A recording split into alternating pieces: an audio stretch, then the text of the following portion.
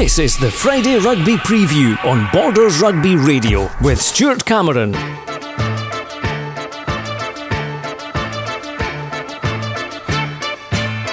Hello and welcome to the Friday Rugby Preview. On today's programme, we're going to hear from the Borders clubs that are playing tomorrow and hear what the coaches have to say about their matches in the Premiership, the National and East Leagues. Well, Dale Clancy is with me as usual. We begin in the Premiership because our commentary match tomorrow is at Philip Hoch between Selkirk and Heriot's Blues, with both teams desperate for points for different reasons. Selkirk need 6 from their last 2 matches to make the playoffs, while Heriot's have 2 games to avoid relegation.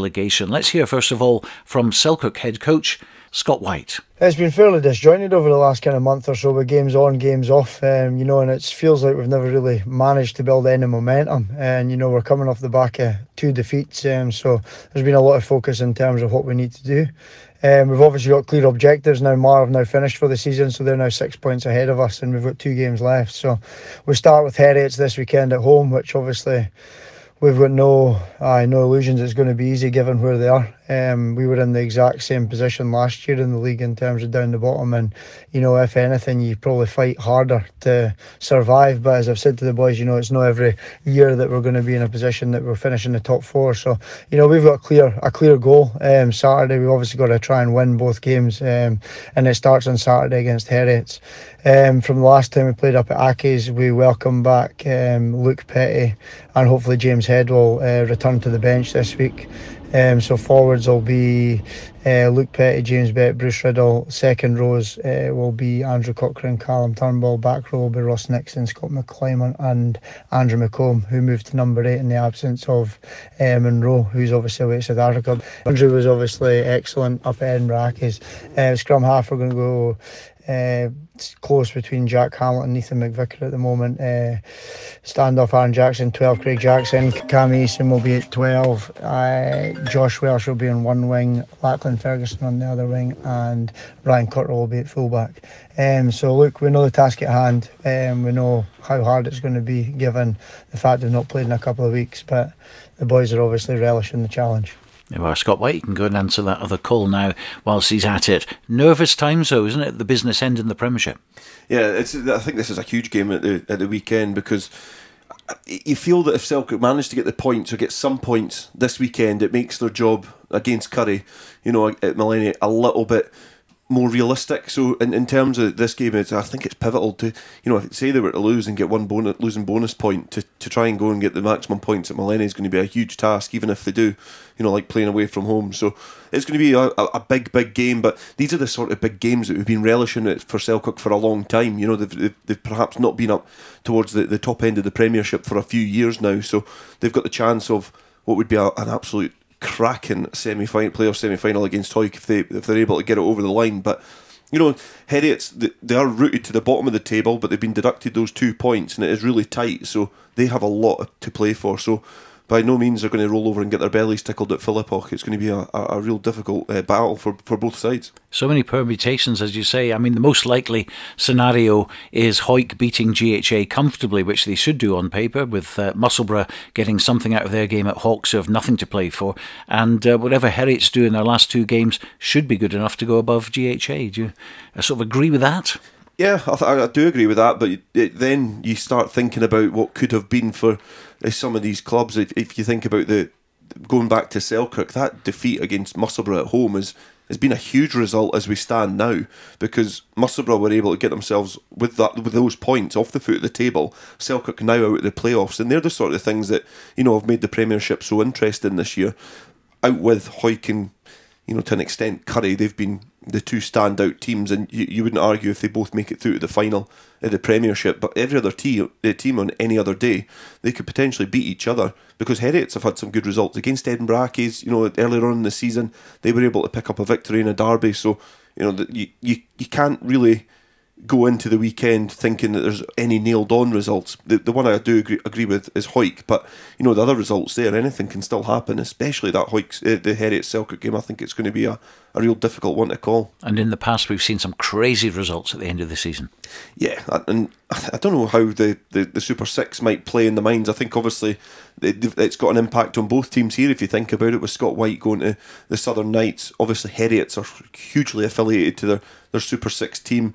You start to see now there's a lot of kind of, more conversations about Super 6 with players looking to obviously step up and play at that level when the kind of campaigns get underway again. So yeah, that can sometimes throw up some really strange results, as might happen obviously in the battle between Jed and Edinburgh Accies.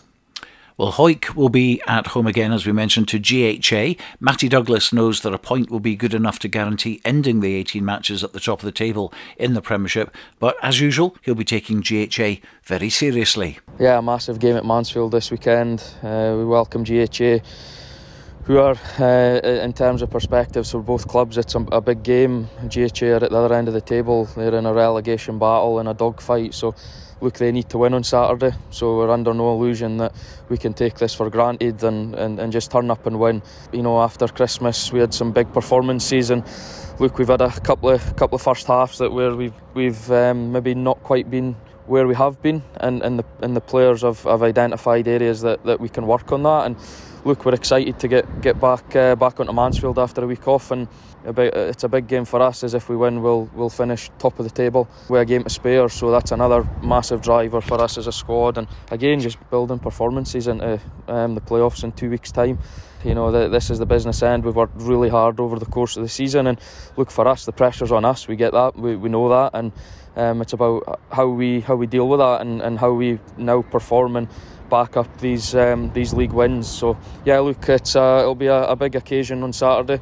Obviously we'll be very much looking to win, and then from there the hard work continues with a league game left next week and then into the playoffs. So yeah, look, GHA are they'll come and they'll have a game plan and they'll try to execute it, so we need to be ready for that and stick to ours, and I feel if we do that, then hopefully we'll be on the right end of the result. Just quick team news. Not a lot of changes for the Jed game. Couple of personnel rotations. Front row is Sean Muir, Fraser Rennick, Rudy McLeod, Dalton Redpath and Sean Fairbairn in the middle row. Connor Sutherland, Callum Rennick and Stuart Graham make up the back row. In the backs, Hector Patterson comes back in, as does Kyle Brunton. In the centres is Ethan Riley and Andrew Mitchell. In a back three, Ronan McKean, Lewis Ferguson and Kirk Ford. On the bench is Ross Graham, Tom Hope, Jay Linton, Gareth Welsh and Charlie Welsh.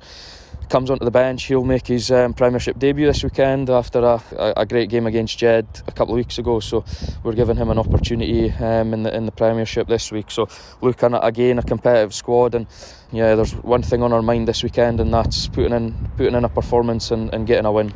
Yeah, very, very serious sounding Matty as usual, certainly not taking GHA for granted.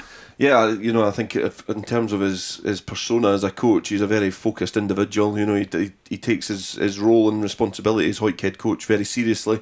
And, he's blessed with a great squad as well this year. You can hear from the names that he's reeling off. There's, a real strength and depth of that squad. Even with you're losing the likes of Daniel Sudden, that's a huge loss for them. But the partnership that they've got in the middle row is still strong. The back row, a lot of options in the front row as well. They've swapped out the half-backs this week, which I think is probably was going to be the call anyway, but it's the right call after the Jed performance. It just didn't really click. It didn't really work with Kirk Ford at fly half. So, Hector Patterson just does bring that zip, but he's a player on the radar of a lot of teams as well. So it's going to be another kind of game, another step towards the building for what's going to come in the playoffs, and they can obviously secure that home advantage for every single round if they get that win over the line this weekend.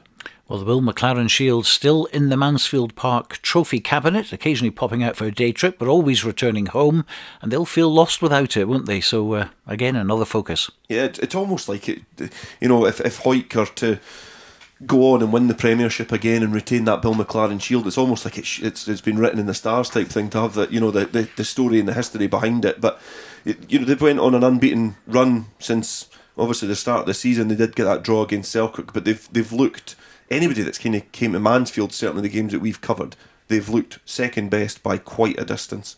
They're the strongest squad in Scotland at the moment in club rugby. They're favourites for this fixture, but not just this one, as you go on weeks and weeks. And even if they lose a few personnel, there's probably some, I think, if they were to lose either Ethan Riley or Andrew Mitchell, they're big holes to fill. but hopefully they go through the rest of the season unscathed, because it would be a shame to, lose those two pivotal players. But likes of those players are, that's probably where they don't have as much depth as perhaps throughout the rest of the squad.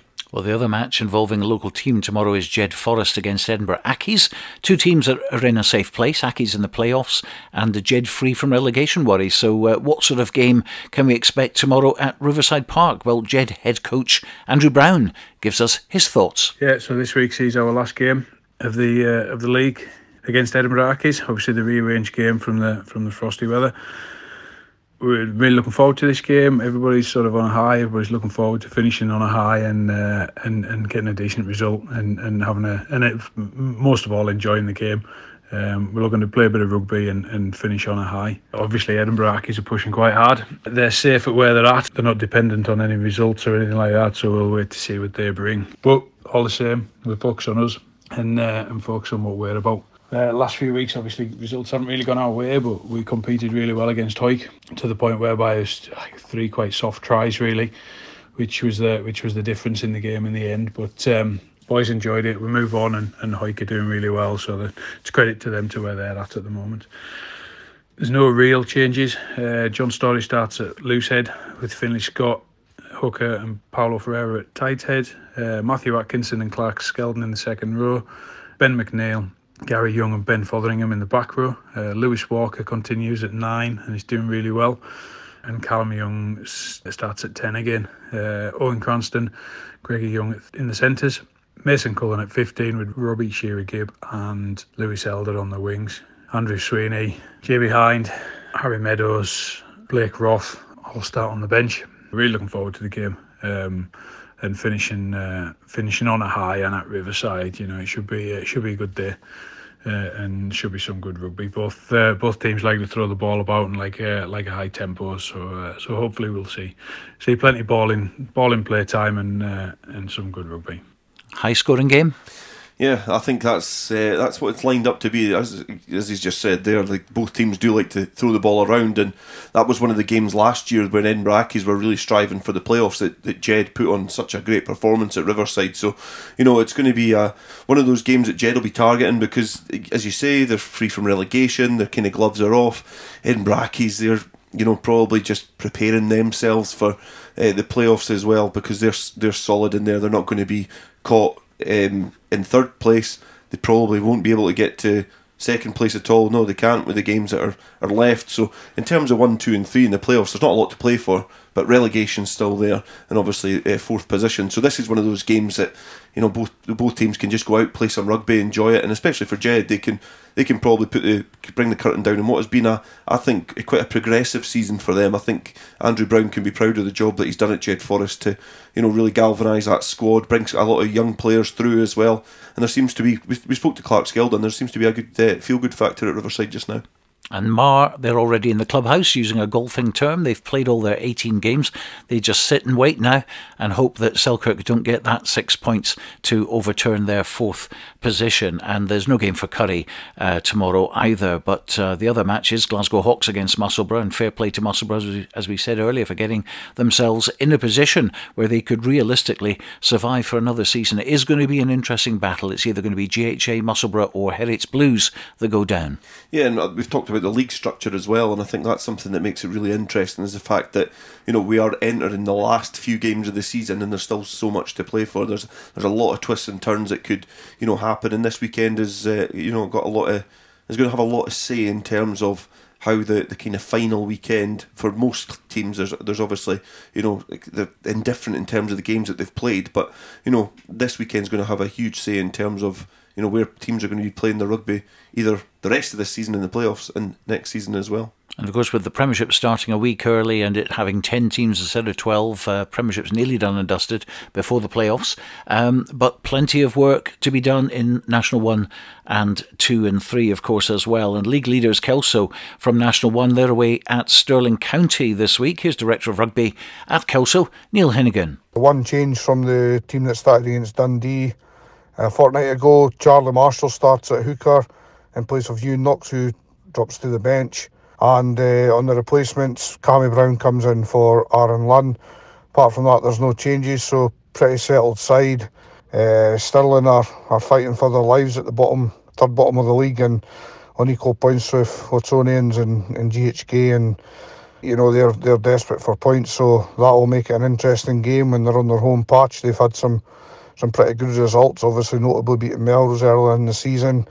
They also held Ayr to 18-10, which was, we've got to look at the teams around us that have been there. They're obviously very capable of matching us up on the day at home, so Kelso are going to have to be up for it and get what we need out of the game and keep trying to move forward in the league. Not taking any chances tomorrow is Neil. They need a win and preferably a bonus point. Yeah, but it's interesting to hear the results that are obviously playing on his mind in terms of the two challengers round about them. To Melrose getting beat away to Stirling County, that's obviously, when you look at the table, it's a huge swing for them. With the 2 points deducted in that defeat, they could almost be neck and neck with Kelso, if not ahead of them. So, that's an interesting result, and it was tight against Ayr. So, Kelso have been, really impressive in a lot of games that I've seen them in so far this season. They're not there by fluke. They're at the top because, they've maintained a standard throughout. But you do feel that Gala result potentially could rattle a bit of confidence. But they've got the experience in there, the likes of Bruce McNeil, Andy Tate as well, Frankie Robson. They've got a lot of players there with a lot of experience, and a lot of young players which are, real standout players as well. Dwayne Patterson, to name just one, is, he's a player who can really turn it on and win a game on his own. So you feel Kelso have got the personnel, but this is going to be a big kind of question in terms of their promotion capabilities this season. Melrose also looking for 5 points from their home game against Biggar, which is a fixture they won earlier in the season. Of course, that was the game that they had 2 points deducted for that scrummage issue. Here's Melrose boss Bert Gregg. Obviously, all these games are now massive for us in terms of the league season, so expecting a pretty physical encounter from Biggar, but hoping we've got enough to get us over the line. Last Friday night's game was probably a good sort of practice for that. Pretty physical encounter, which we managed to get over the line in the end.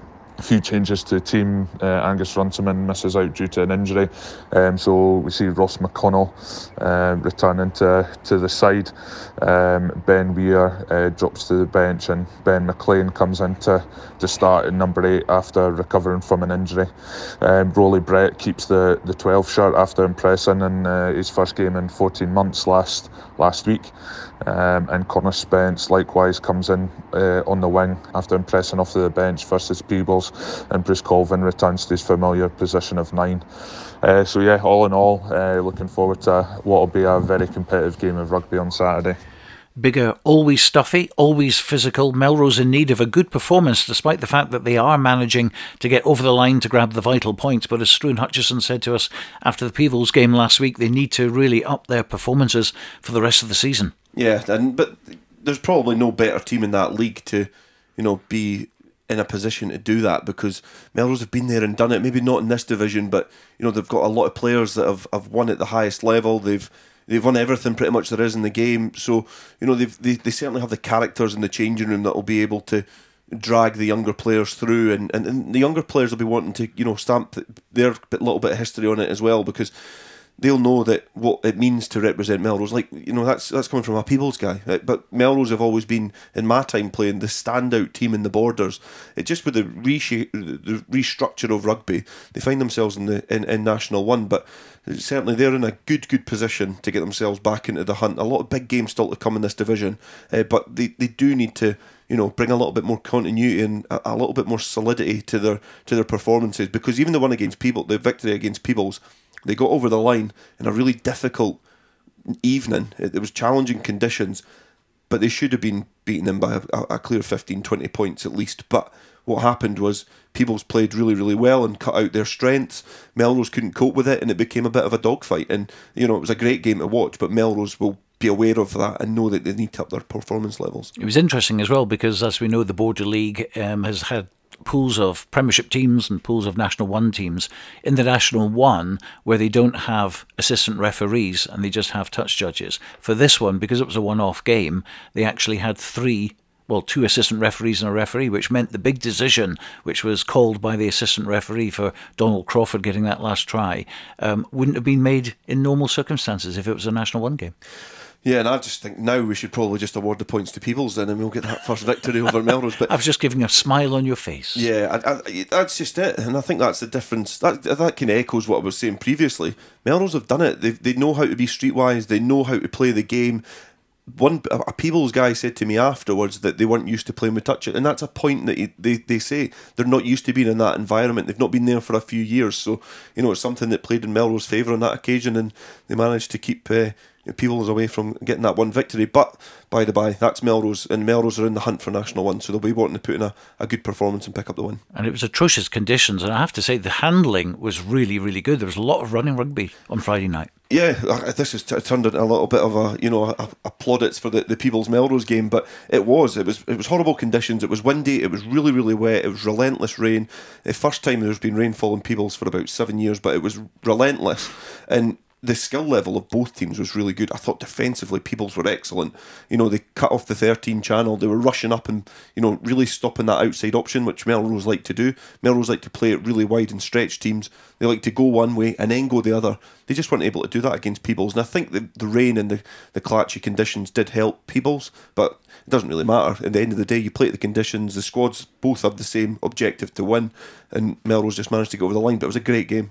But back to National 1 again, and we must mention Ayr, who are the contenders as well, along with Melrose and Kelso, for that one promotion spot. They're at home to Dundee tomorrow, who are, obviously Ayr very much in the hunt, and Dundee dismantled by Kelso the other week. Yeah, and I said that Melrose are probably the best placed team in that division. They're probably neck and neck with Ayr, to be fair, because they've been, tussling for years to try and get the cups and the league titles from one another. There's been Heriots that have been in thereabouts as well throughout that time. But, Ayr have put themselves in another great position. They've managed to weather the storm, I feel, of Super 6. And obviously Heriots got themselves in the Prem. Only one team goes up yet again, so Ayr will be really itching to get back into the Premiership, and Kelso will be, looking over their shoulder. They'll be nervous. That puts pressure on. I think as a club, you would rather be chasing than be chased. So Ayr and Melrose have got themselves in a good position, because if they fall away, nobody notices. But if you get caught at the top of a table, people they stand up and take notice. And certainly, if Ayr are going to get promoted, they've got to do it the hard way by going to Melrose, which they've done. That's the first of the three big matches away from home. They've got Gala at the end of the season, and they've still got to go to Kelso. Yeah, and I remember sitting here a few weeks ago, and we were talking about the games at Poynder Park and how the way that Kelso were playing, it was almost as if, yes, they'll get over the line, and there was just a gut feeling that one of the games they were going to come unstuck, and I didn't really think it was going to be against Gala. I thought it'd be tight. I thought it would be a difficult game for them, but Gala put in a great performance that day. It was a really, really good game again. As a neutral, a game of rugby, it was really good, because you had a contrast in styles. The team with probably the more attractive style of rugby for me did win, but Kelso lost the first of the difficult catalogue of games.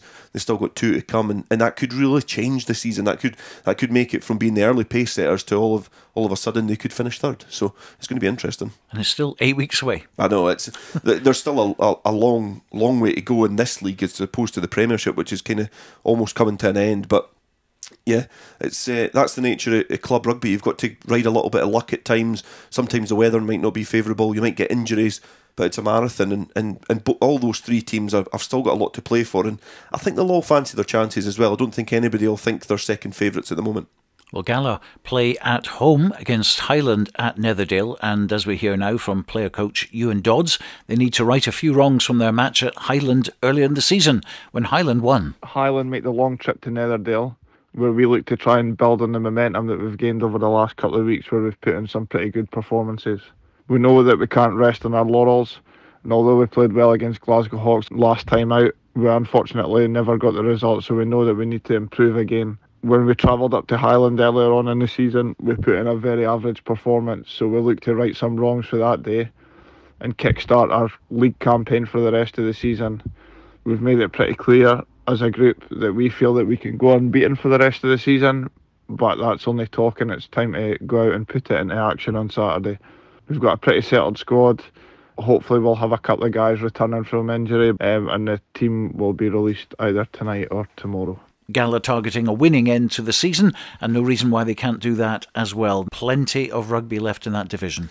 Yeah, and it's funny speaking about Gala now because, you know, months ago when Gala were, you know, in the race for promotion, it's almost as if they've had a disappointing season, but they're in 4th position against 3 teams who have, you know, have been on points. You look at the table, they're clearly better than the rest of the teams in that league at the moment. So in terms of Gala, they put in a great performance against Kelso. They had a sticky patch in the middle where they suffered 3 or 4 really heavy defeats.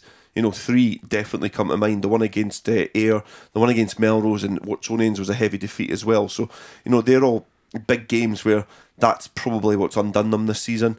But, you know, they're still 4th in that division. They were almost promoted last year, so they're still there or thereabouts. It's just a matter of then building towards what's going to come next year, trying to bring those youngsters through as well, because they've got a whole clutch of really talented youngsters. So, you know, it's not all doom and gloom at Gala, because I was really impressed by the performance at Poindar. So they'll be looking to build on that and continue. It's just going to be interesting to see who's going to be in coaching next year, I think, because there's going to be a few vacancies. Selkirk's going to be vacant. Gala's going to be vacant, so you do wonder if there'll be any, you know, personnel moves in the club game. Added spice tomorrow as well is the fact that Gala are just 1 point ahead of Highland. So if Highland win that one, they go above Gala into 4th place. So plenty at stake. And you mentioned about the young names coming through. I was particularly impressed with young Pate in the centre at Kelso, and there's a few others. Yeah, Pate, first and foremost, he doesn't even know this, but I'm almost due him an apology, because I did see him against Melrose and I thought he was exposed, to say the least, and I felt really sorry for him, because I thought he was almost in that environment and he wasn't ready. His performance against Kelso was really mature. You know, it was fearless at times, because his angle of running was really good. He runs direct, he runs hard, he's very slight, but he's difficult to try and pin down, and his handling skills as well. And that try for Glendinning in the corner, you know, he was instrumental in the break and the link-up play, which ended up allowing Gala to get into that position. So I was really impressed with Pate, and also I think Glendinning and Rutherford are really good players. Glendinning I've been a fan of since I seen him at the Dam Health when they played Melrose in the Shield final that we covered. I think he's a tenacious young wee git, and he's quite a hardy young burly character. But he's skillful. He's a guy that can play hooker. He's been playing in the back row, and I think he's got a really bright future if he's managed and nurtured in the right way. International too, and Peebles warmed up for their game against second-placed Glasgow Accies tomorrow with that big performance against Melrose at the Gites last Friday night in the Border League, almost making history by beating Melrose for the first time. In fact, they were in the lead with 3 minutes to go and almost stopped Melrose from getting into the Border League final. Here's Peebles head coach, who wasn't there, Ian Chisholm. When it's come to playing against other border sides in the past, Peebles have been guilty of probably curling up in a ball and just letting the opposition kick us. Last week it was an awesome performance, and loads of people put their hands up for this week, and it was a great opportunity for us to, you know, win a bit of respect and go about testing our systems against essentially opponents in a league we want to be in. I wasn't there, I'm on holiday at the moment, but my heart rate was going 100 miles an hour, getting updates on the phone, and you know, I felt inspired by the boys' performance, and like I'm sure the rest of the playing squad that weren't involved on Friday night did as well. I thought we were awesome, and I thought we were unlucky not to get the win. You know, a meter's worth a leg drive when Donald Crawford scores in the corner there, and we were probably one decision away from being the first Peebles side to beat a Melrose side, and that's a really positive part of our journey for sure. And it's given us a lot of belief, and it's given us a lot of confidence going into the remainder of our league games. And that starts with Glasgow Accies this weekend. We beat them at home, and although there were bits in the game that, you know, did fluctuate back and forward, I thought we played a lot of rugby that day, and we backed that up with some strong scrummaging. That was the day that we lost Ryan McConnell for the season. He broke his cheekbone on that day, and that since then we've lost Andy Muir to an ACL injury, and you know, those are two hookers that, with them in the game, they probably put our line-out stats up to the top half of the league. Our scrummaging stats are definitely up the top half of the league as well. But you look at, you know, we've thrown young John Napier in there at the deep end, and he's had to step up. And look, fair play to him. He's done a lot, and he's worked really, really hard on his throwing. And last week, despite the weather being really poor, we still did get an opportunity to launch off our line out, and we have done for the past 2 or 3 weeks there. Our squad selection this week, you know, we've backed the boys that fronted up on Friday night. And we've gone with a similar starting squad. We've got a few changes. We're still missing regulars: Dave Collins, Frey McKeever, Jack Harrison, Andrew Brown, Ewan Jackson, Kenny Clyde, Rowan McKeever. Cammy Pye misses out this week with a knee injury. And also this week, which is just part of club rugby, isn't it? It's frustrating. Scott Stoddart, who we just had come back from injury, we've not seen much of him this year. I thought he was awesome at fullback on Friday night, and he just encompassed our always attacking mentality. And one thing we do have is that we have Rob Harrison back from his ban. He got a straight red card against Berwick, and we were absolutely adamant that this was just going to be wiped off. But the referees panel have obviously backed the referee, and he ended up getting a 2-week ban for a tackle, which was late. We agree with that, but there was no malicious intent in it or anything. It wasn't high, and Rob took the cup for that. But again, look, it is what it is, and we just have to get on with it. So our squad to go up there and take on Glasgow Accies at the weekend is 1 John Gray, 2 John Napier, 3 Lewis Copeland, and look, that's a really young front row. And they're learning loads every week from Neil Hogarth and from Willie Aitken. It bodes really well for the future, especially because we went into Friday night's game with the same front row and they coped really, really well. In the second rows, we've got Ross Brown and Sean Brotherston. Sean's performed really well over the last few weeks for the Reds. His involvements have been really high. And look, he deserves his opportunity, and I thought he played really well on Friday night. So look, we're going to back the guys that fronted it up, and all 3 of these guys in the back row were absolutely outstanding. Murdo Anderson, Finlay Collins, and Finlay Sinclair. They just keep us ticking at the moment. They're all defensive leaders for us, and they're all really positive blokes that just want to keep us going forward. Halfbacks, we've got Caleb McKeever and Donald Anderson. We're really keen to keep Donald at 10 and keep a bit of continuity from Friday night. He kicks the ball well from the backfield, and that's where we want him defending. And he also makes us tick. His skills are outstanding. And if you look at the conditions on Friday night, for us to be as brave as we were with the ball and be that ambitious, it all started with Donald. Halfback wise, this is probably Kaelin's. He is an out and out 9, and we've only had an out and out 9 on 2 occasions this season so far. So we're excited to get Kaelin back. He cut off a bit of his thumb earlier in the season, and he's also away back to college. So we're looking forward to him being back in the squad again. Our centres, Rob Harrison returns from his 2-week ban, and James Dow, who last week we moved from the wing into the centre. And look, I think we found a position for James. His late movements off the ball, they're really key. And I love the way that he fades away from the ball just as he's about to catch it, then squares up, and he's able to put people through holes. And of course, he's really solid defensively, and he's really energetic. And if you look at his body language just in defence, he's really, really keen to show the behaviours that we value around our defence. And so we're excited to see him there, and hopefully he can make a good run of it at 13. And then Robin Smith, who started the game on the wing against Melrose last week, he was someone at the start of the year that we thought would get an opportunity with the first team. He played pretty well for the Reds earlier in the season, and had a really good pre-season, then injured his shoulder, so he was out for a wee while. So again, he's probably still getting back to match fitness, but again, he was good on Friday night, and we're going to back him. And because Scotty Stoddart's still out, because Dave Collins is still out, because we're still missing Jack Harrison, I'm going to be playing fullback on Saturday. I'm looking forward to getting back with the squad, and just need to make sure that my lungs hold up. On the bench, we have Willie Aitken, Neil Hogarth, Jay Coltman returns after he suffered a quad injury and he was out for 2 to 3 weeks. And Cammy Pye, he essentially has failed a fitness test. He's struggling with his knee, and we want to give him another week to get himself right. So Neil Pate comes onto the bench, and we're looking forward to seeing what Neil could do. He's been in and out the squad a lot this season, and we really want him to take this opportunity. But we're going into this weekend with a lot of confidence, and if we stick to systems, if we're really disciplined around how we want to play tactically, and look emotionally and physically, we don't want any unnecessary cards, and we don't want to give Accies any unnecessary access to our half by giving away loads of penalties. So look, we're getting there. Boys are starting to understand the sort of habits and behaviours that make up the bigger picture for us. So we're really excited for this weekend, and confident that we can go up there and get a result and get ourselves back in the hunt for promotion in that one.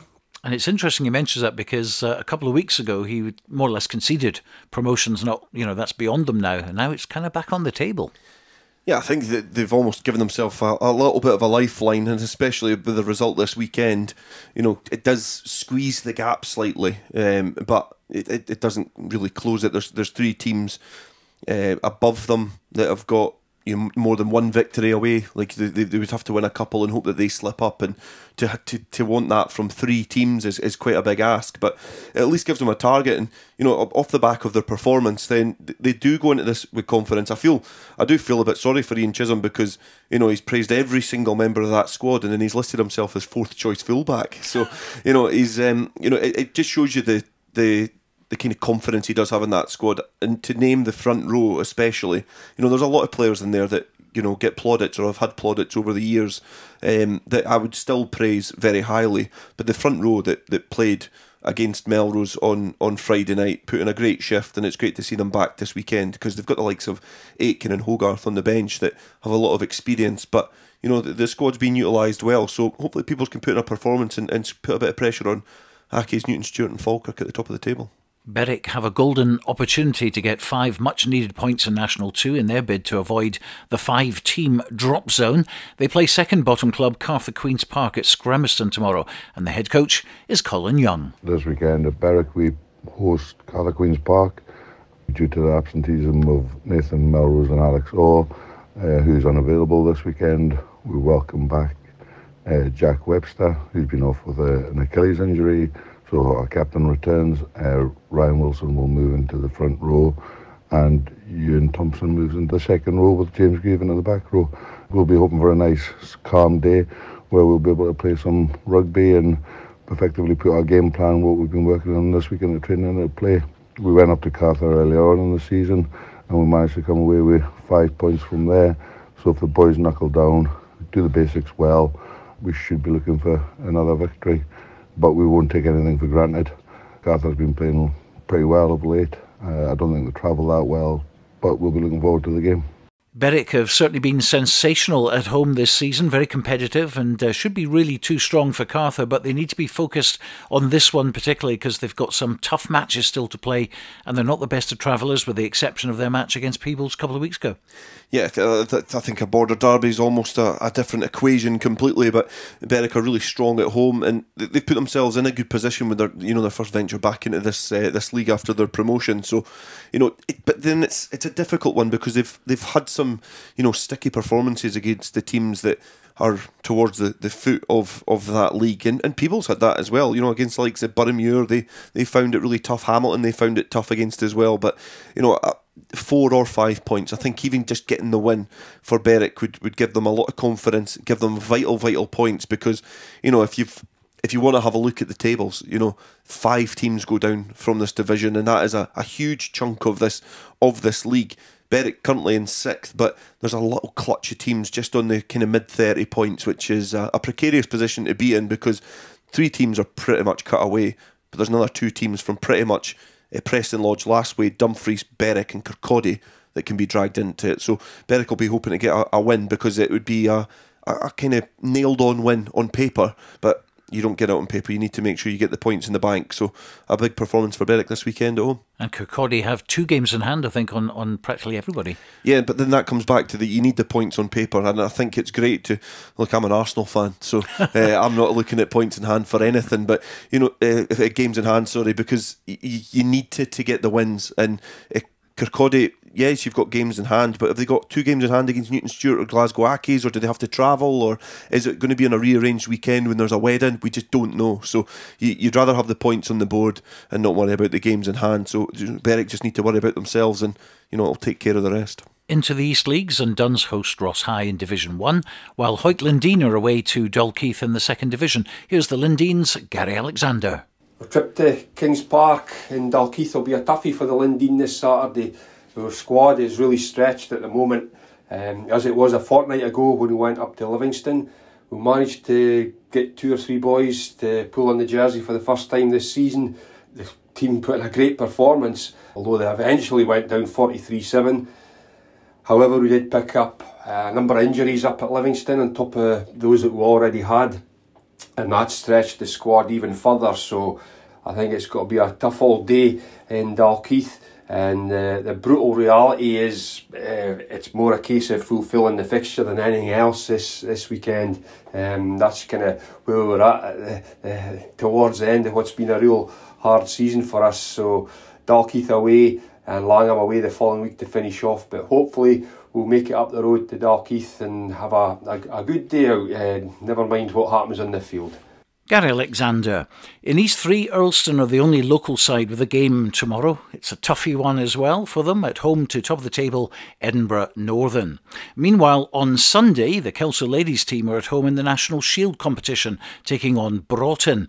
Their first game since narrowly losing the playoff final against the Dundee Valkyries a few weeks ago. Here's captain Donna Borthwick. We're looking forward to seeing Broughton down here, and we have played them before when we were in that one last year, so we kind of know what they're like, and they are a really physical team. They've got some really fast backs and some really big forwards, but we're going to use this as an opportunity to see where we are in our game, because we just narrowly missed out on the final, coming top of the league, so coming second was really good for us. But we want to see where we are against harder teams, because there's no point going out and just playing games that aren't going to push you and aren't going to progress you through. So we are looking forward to getting stuck in again down at Poinder, and this week we've struggled a little bit with numbers to get 15 people for our team, even because we've had a few illnesses. We've got people that are away on holiday, and we've got people that are still injured from a few weeks ago. So, but the joy of doing some really good recruiting in the summer is that we've got people that would have been normally starting on the bench, and they're now getting a chance to be in the starting 15. So we're going to use it for an opportunity for them to get a lot of game time, probably a full 80 minutes that some haven't had yet, and they're going to come out and try and prove themselves so that they'll be fighting for spots next year in the starting 15. And hopefully this summer we get good recruiting done again, so we're in an even better position next year and people are fighting for positions, because if you've not got anything to fight for and no competition, then you kind of like struggle to come to training and really give it your all. So people that normally come off the bench, they've been working really hard, so we're going to give them a shot and see how they get on. And with it being a cup game, there's not really any pressure on us, really. We're just going to go out and try and enjoy it like we have with the league games, and where we come is where we come. And we've always said, Ailey and Alan have always said, like, just go out and enjoy it and enjoy playing rugby again, and that's what we're all about. So we are looking forward to it being at home, our first cup game at home, because we do usually get quite a good crowd at Poinder Park, and we've got a wee group of followers that come along, and they come along to our away games too. So it is good fun playing at home. There's a little bit more pressure with it being at home, but everybody really enjoys it at home. We've not got the travelling all the way, which some of the cup games are going to be this year. So yeah, we're looking forward to this Sunday, and hopefully we come away with a win. But if not, then hopefully we all the ladies just really enjoy it, and the ones that are in the starting 15 now, they're going to enjoy their chance of playing a full 80 minutes against a pretty tough team. Donna Borthwick, and fair play to Kelso ladies. A couple of years ago, of course, they literally would not have been able to put out a team due to lack of numbers. At least now they can comfortably put a side out, despite many players being off. Yeah, and I think we've said it time and time again in terms of the women's game. Like, Kelso are doing a great job at that club, you know, from top to bottom, whether it's in the men's game, the women's game, the youth sections. I think they've got a really good community culture there, and I feel that everything that's been going on in recent weeks, we said it before, but you know, the women's team have had a really successful season, and it's not done yet, so they've still got a lot of good rugby to play, good occasions for them to be in. It's good to see them gracing the first team pitch as well at Poinder Park, and you know, just being part of the club, and that's exactly what clubs are there for. So you know, it's good for them. It's good to see that in Borders, and hopefully other clubs clubs can kind of, take a bit of stock and see what they're doing well and implement that in their own clubs. Now, normally that would be the only Sunday match that we would be talking about, but there is another one, isn't there, Dale, happening on Sunday involving